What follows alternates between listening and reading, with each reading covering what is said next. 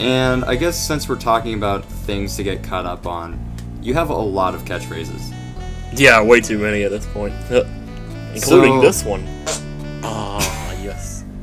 Thank you, Bud. So this is your fart for episode 2, I guess, or whatever. Oh, yeah, it'll probably be 3 or 4. I think this whole part is done 3 times over what the first episode was recorded for. Yeah, I think so. Let's go through some of these, and kind of just give like a quick... Let's do a lightning round, and sure. We'll go over these catchphrases and sort of explain their origins. Okay. So, 2 times in a row.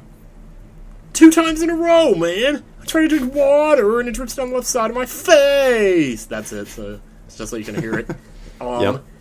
Yeah, I was making a diary tape, in like one night in 1993, and I took a drink of water. And sometimes you know how you take a drink of water and it spills out of the glass and goes down your chin, or like those sides of your mouth?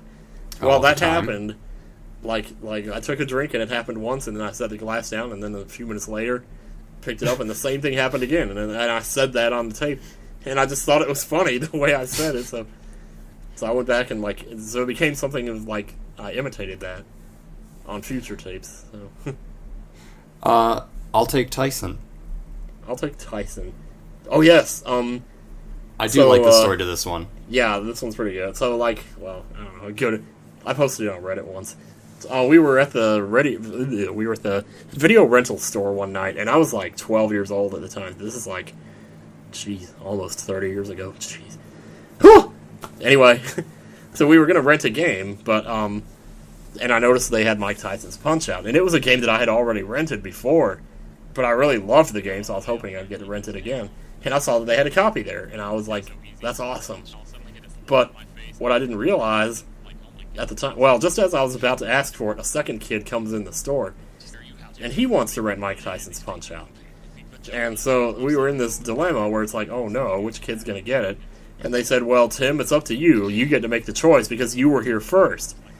So I stood there and I hemmed and hawed like, oh, should I take it?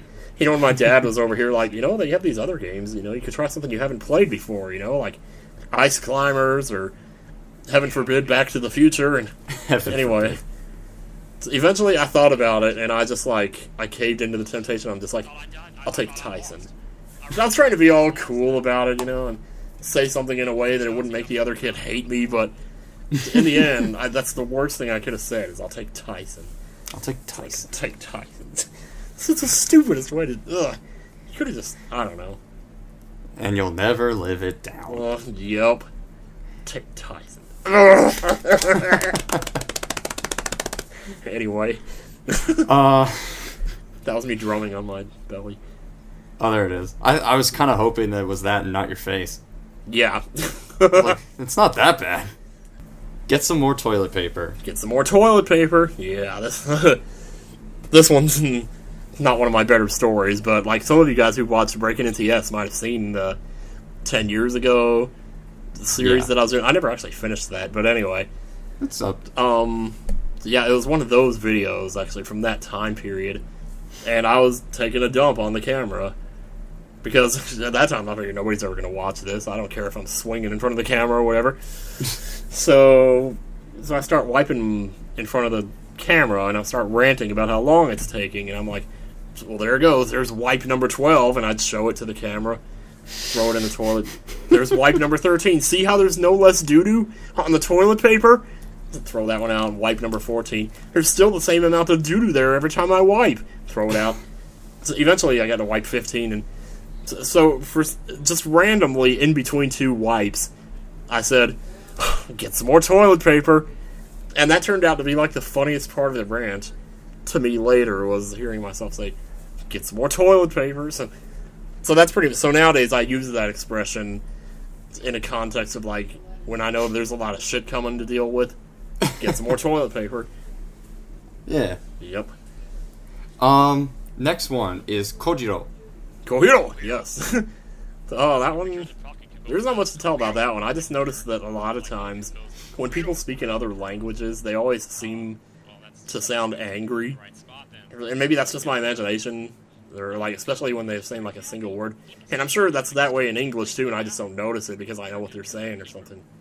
But But that's kind of why I said Kohiro the way that I did, because I was like, it was like Sato or somebody like calling out to Chosen, like, go get him or something. So that's kind of, that's all it really is. There's not much else to it than that. It's just called in that. Kojiro is Link, Ocarina of Time, but Yeah, is it this is. okay, Mommy? That, I think, was also... No, Is either that that or- was Majora's Mask. Yeah. It was definitely, and that was pretty much just because, I don't know, I just thought it was funny the way the camera so smoothly pans around Link and gets this perfect shot of his face after he puts something in a bottle. But the camera's like way up above him, looking down on him, so it's like he's looking for approval when he holds the bottle up, and so I thought it looks like he's saying, "Is this okay, Mommy?" or something, I don't know. That makes sense. Kind of. So then every time I pick something up with a bottle, from then on, I'd say, "Is this okay, Mommy?" Or is this okay, Mummy? Is it Mommy? Boom.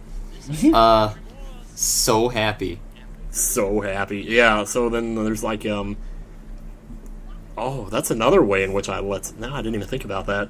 When I was saying before that I started Let's Playing on the computer and I had Let's Plays on my tapes, Yeah. I actually had a couple of videos from like 2006 and 2007, and a lot of people already know this, but they're videos of Mario Sunshine, me playing Mario Sunshine.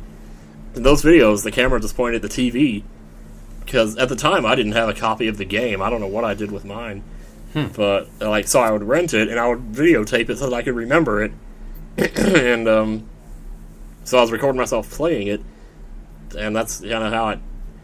Well, anyway, in one of those videos, I had a Yoshi, and he just randomly made the Yoshi sound. He's like, "Wow," and I just commented, "Wow, so happy." And when I went back and listened to it, it was fun. It doesn't sound funny when I tell the story, but realistically, when you do that, when you listen to yourself just randomly make a comment about a video once a minute while the video game's going on, and one of those comments happens to be "so happy," it's just like, oh, that's all you have to say about it. But it became a thing, I guess. So. And I think you know what the last one is. I'll let you get to that. Oh, in the bathroom. Yeah, that's basically Weird Al from the song Constipated, or actually, I don't know what the song is called. Well, it's the Complicated song, yeah. Well, yeah.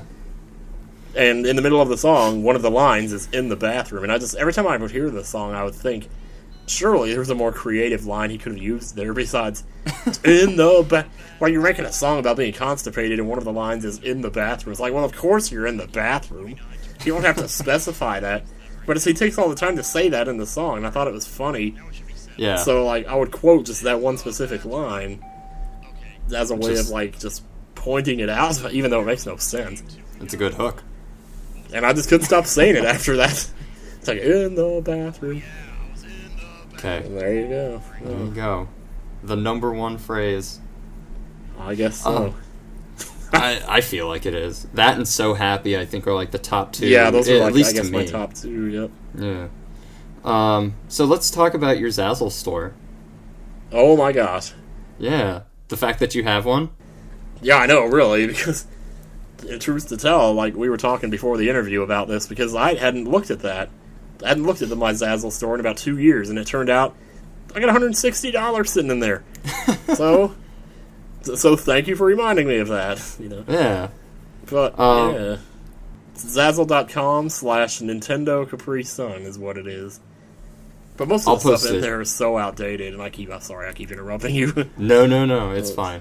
Yeah. It's good, though. Yeah. I guess. I'll put it in the description. Cool. I'm sure you made $160. I'm sure you can make 160 more in however long it took you to make $160. I should really seriously, like, design some more shirts or something. That would be cool. Because I enjoyed that. I think at this point you could actually get other people to design them for you. Probably, yeah. It's so hard, because, there were some designs I tried to put in, they wouldn't let me do it. Really? Because it had copyrighted characters on it. Oh. Which is, I'm guessing, why the Miss No Arms thing never took off. Okay, so this is actually, we're recording this about a year after we originally recorded this. Looking back at my Skype, we recorded this, I think, June 25th of 2015. It is now June 20th, 2016. Man. And the reason why we're doing this is because, well, I had a couple of Twitch questions, but at the time, you weren't really streaming all that much. So Nope. we kind of were just like, we kind of moved on and all that. But you actually stream quite a bit more now, don't you? Yes, I do. So what got you turned on to live streaming? Well, I don't know if it was any one specific thing. Up to that point, I had been watching people pretty regularly, like Proton John or Luca Jin or even Smooth McGroove occasionally when he streamed. And there's probably at least, well, you know, P-Call, Super Genius. There was a lot of them. And eventually, at some point, I guess I heard about how relatively easy or so it was to become a Twitch partner, and I thought, I wonder, you know, if I should maybe go for that. Because, like, people told me all the time, you know, every few weeks or so, someone would say, you know, you should stream more often, you're really good at it, and I'm like, if you say so. So I kind of just, one day, I just got it in my head. I'm like, okay, well, actually, it was the turn of the year. I would almost say maybe that was my biggest catalyst for what got me into it, was the turn of the year. And I realized, okay, this sounds like a resolution. I'm going to start streaming this year. I was just about to make that comment. Yeah. Not that I'm a big resolutions person or anything, but it seemed like an easy one to keep. So so now you stream on Tuesdays and Fridays? That is correct. Tuesday, Fridays at 7 p.m. Eastern. And do you have a particular schedule when you stream? Not really. Or by schedule, you mean like what games I do at what time? Yeah, kind of like that. Yeah, when I first started, I wasn't sure. I just I wanted to do Final Fantasy VIII from the beginning. I remember that. So I kind of settled into this thing where I did Final Fantasy on Fridays and then just whatever I felt like doing on Tuesday. And then Final Fantasy Friday sort of became a thing. I think that was Fahrenheit's actually came up with that one. Nice. And so ever since then, I've just been doing like one massive long game on Fridays progressively throughout the weeks. And then, because like when I finished Final Fantasy VIII, I was like, okay, I'm going to do Final Fantasy IX now. It's a good one. But and when I had decided that, actually Final Fantasy IX wasn't even on Steam yet, but it came out on Steam sometime in March or April, so I got really lucky there. So I was able to just jump straight. Well, actually, I went to Twilight Princess first, and then from there I went to Final Fantasy IX, and that's what I'm doing on Fridays now. But Tuesday's still pretty much a free-for-all. I'll do anything that night. Jackbox or whatever. I do love me some Jackbox. Yeah, me too. So what would you consider your favorite aspect of streaming over just doing normal Let's Plays? Well, the best thing about it is there's no editing. That's for sure. Like, you do it, you're done, it's up. You know, people can watch, and I mean, in some cases, like with the Final Fantasies, I turn around and upload them later to my YouTube, and so I'll go through and cut out, like, unnecessary grinding and stuff like that. So I guess in that respect there is editing, but for the most part, there's not really any. Plus, I also have my friend Scolipendra. You see him in the chat sometimes. He actually has a YouTube channel where he's been archiving John and Luca's streams, and it's called Light and Largy 16. He started putting mine on there too now, so most of the Tuesday streams actually end up on that channel. So you can still watch them. There's like Life is Strange is over there. I also played A Wolf Among Us, that's over there. And just some other random stuff. Okay. So that was pretty cool. Yeah, it is. It's really helpful. Yeah. But not having to edit, that's my favorite. Oh, God, there's so much, though. I love making, like, intermission screens and thinking about, like, what kind of emojis I want to make for my channel and stuff. Or emoticons, yeah. I'm not sure what they call them. Oh, yes, I call them emojis myself. Cool. So, and speaking of emotes, are you partnered? Yes, I am. How did you go through that process? That was actually pretty simple. I just applied, and when I first read the requirements, I wasn't sure if I would make it because I'm trying to think of what they said. Well, originally I heard that you had to stream like 3 nights a week or something like that for it. But I never really heard about how many hours per night that entailed. Like, did it have to be at least 4 hours of stream or whatever? I don't know. They just said like 3 times a week. But the more I read about it, I heard that they weren't nearly as strict about those provisions as I thought, because there were other provisions like, oh, you have to have at least 100,000 subscribers on YouTube, which I believe is, or maybe it's just 10,000, I don't know. And then you have to pull, I think, at least 20,000 views per video on YouTube, or maybe that's wrong too, I forget. Because that part worried me, even though I do match the subscriber requirement, I don't quite match the view requirement as far as YouTube views. But again, they are not very strict about that, and when I applied, they knew who I was, so they told me, yeah, this shouldn't be a big deal, we'll get you in, and they did, and that was it. Wow. So you're partnered through Twitch. It's not like a third party, like Polaris or stuff like that? Nothing like that. Okay. And so we were talking about requirements. Do you know of any other particular ones that were stringent? Not really. There's a lot of little kind of rules. Like, I guess you have to wear a shirt. There's that. There's like no nudity and that kind of thing. But otherwise, I think most streamers are pretty much allowed to make up whatever rules they want for their chat and for their community and stuff. Can't really think of anything else. That's okay. But people can subscribe to you actually because of your partnership, and that's about that's $5 a month. Yeah, sure is. What kind of perks can you get for subscribing to your channel? To my channel in particular? Yeah. Well, let's see. Well, every channel has the perk of being able to use the emotes associated with that channel. And I'm still actually not done. I still need to get the rest of my emotes done, because I can make like 8 of them now, I think. But I only actually have 4. So I'm still working on that. But as far as like perks for my channel in particular, I don't really have that much aside from a Discord community where subscribers can join there, and like we can talk to each other and hang out and shoot the breeze or whatever. Yeah. And it might get to like a point where sometimes on Jackbox nights I'll do like subscriber only streams or things like that. Okay.